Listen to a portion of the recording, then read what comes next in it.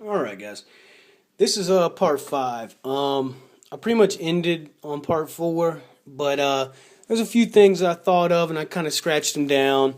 Just basic gameplay in other editions and in this edition that I just wanted to kind of throw out there.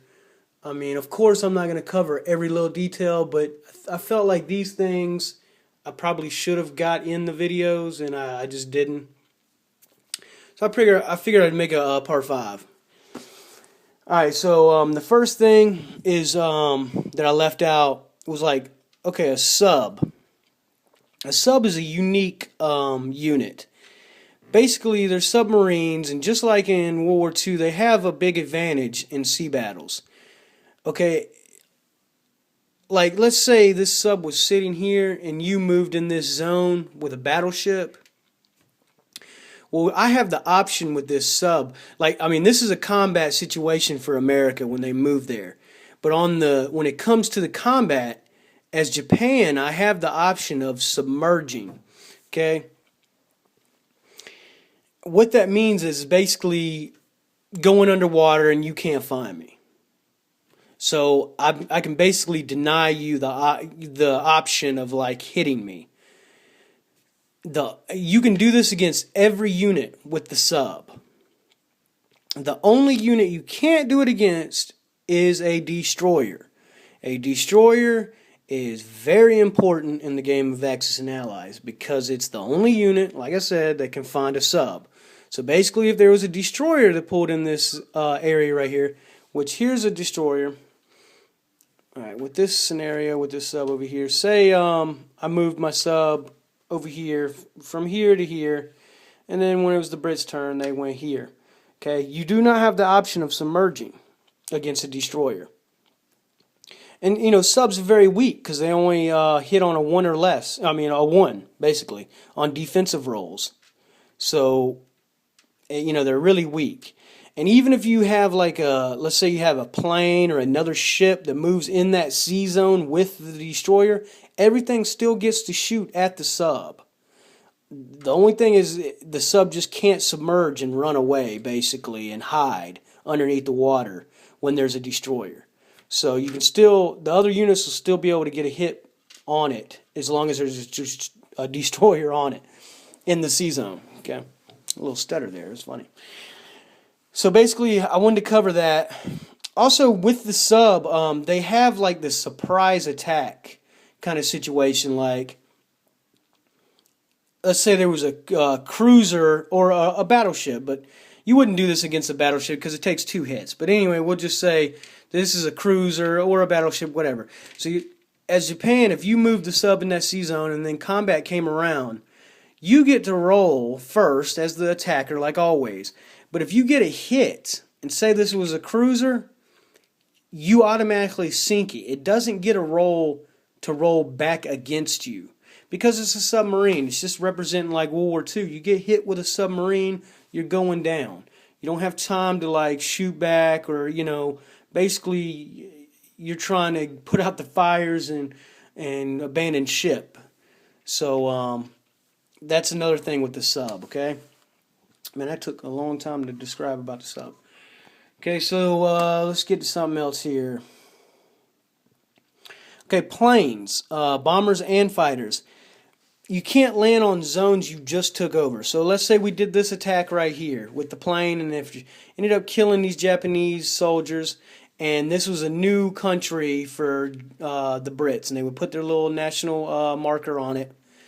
But the plane, it can't stay there. It cannot land on a new zone. A fighter or a bomber cannot land there. You still have to land it on a zone that you originally owned at the turn. Okay, that makes sense? Same with you taking over a new factory. Let's say the Germans ended up taking this Russian factory right here. Well, yeah, they've already done their purchase new units before their turn started. But now that even though they own this factory, they can't put those new units at this factory. Okay, so that's another thing. You got to wait 1 turn to put new units at that factory or to land new planes there. Same with the AA guns. There's no AA guns in this edition, but if there was an AA gun in this zone and you took it over, you wouldn't be able to move that AA gun. Which everybody, everybody should know. I don't know why I just said that because this is for beginners. But an AA gun, you can only move on non-combat. So after combat, you took this over and there was an AA gun there, you wouldn't be able to move it the first turn. The next turn, you would be able to move the AA gun during your non-combat moves, okay? So whenever you take over a factory or an AA gun, you can't, use those two things. And you can't land your planes in the new one, okay? Let's see. What else we got here? Okay, in other editions, you don't have this in this one. This is the 1941 game. In other editions, you can bomb factories. And in the very first Axis and Allies, when you bombed a factory, basically you would take a bomber and you would, put it in this zone with the factory and you say, hey, I'm bombing that factory. Well, if there was an AA gun in that country, the AA gun gets to fire at the bomber. And if it misses, then you still get to go through with the bombing of the factory. Now, in the 1940 editions, Pacific and Europe, which also can be combined with and make the global game, you have the option of scrambling fighters, and that's a long subject, but basically if you had fighters in this zone, you could scramble on them to try to shoot down the bomber.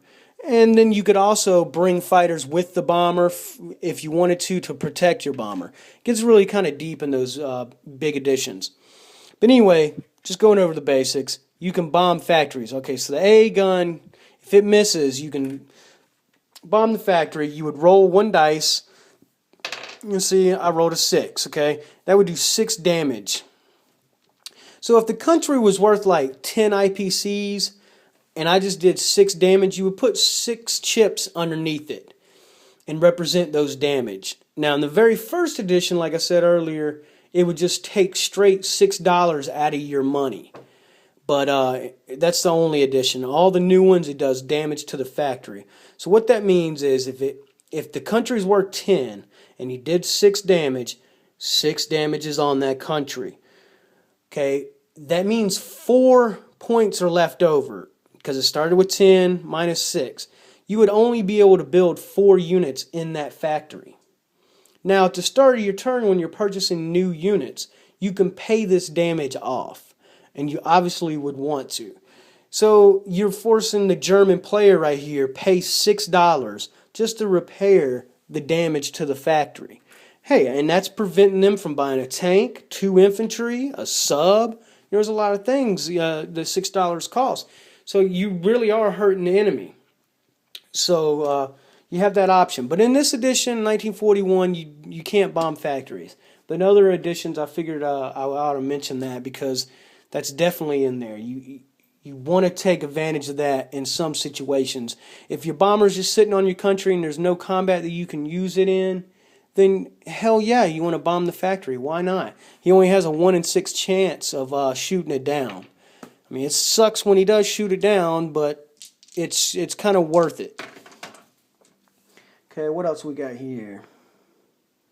Okay, when you take a capital of a opposing country, like let's say America later in the game ended up taking Tokyo, you get all of the money that Tokyo happens to have at that point of the game. So you would get their money. And, you also would, you would have the country and you would have their factory and you can start building right there the next turn. And basically, if you ever lose your capital, it's really hard to get back because you just lost all your money. So you can't build nothing your next turn. You have no money to build with. So you would have to take your units that you still have and try to retake it. But, it's really, really hard to come back from capital being took. I've done it, I think, one time. And that was very rare. I got really lucky. And I think some people, other countries really helped me out in that situation. But if you use you lose your capital, you're basically screwed. But I just wanted to mention the fact that you do lose all your money, and that country who took it gets your money. And the last thing but not least, in the first edition and in about half the editions, there's a thing you can do, research and development. Basically, at the start of your turn, when you're purchasing new units, you can put $5 into researching a new technology, and you would roll a dice. There's different editions that mix it up. I think in the first edition, you had to roll a certain number to get the research. In the anniversary edition, but that let me go back. In that first edition, you would buy the research and you get to roll one time. If you don't get the research, you lost your $5 and you don't ever get to try again for that research unless you purchase another research token for $5 your next turn. In the anniversary edition, once you purchase one for $5, every turn you get to keep rolling to try to get a research and try to develop a new technology. And the editions have different technologies. You can get rockets, you can get extra money, your units can cost less. You just kind of got to get that edition that you're playing and kind of read through it. But basically, I just wanted to bring that up because I seen somebody put it in my comments about research and development, so I wanted to bring it up. So yeah, some editions do have that. A lot of times, me and my group, we don't play with it. But if you ever get really bored with the game, if you've played the same game, you only have one edition, and the game seems to get old, definitely start playing with research and development because it really changes the game up. And you can really change, the outcome of the game if you get a couple good ones. Like one of the more stronger technologies you can get is heavy bombers. Basically, with heavy bombers, your bombers would roll 2 dice, and every time they attack. So that's huge, especially if you're doing something like bombing a factory, or just doing a normal attack phase. I mean, hey, they get 2 dice and they hit on a 4 or less. So some of the technologies are very strong, but some of them are kind of ridiculous. But anyway, I wanted to go over those things. Sorry this video lasted so long, but I figured I ought to mention some of those things, and that would help you play a lot of the other editions. And appreciate y'all checking out the video. Hope it helped out. Please like the video and subscribe if you're not. And I will see you next time. Deuces.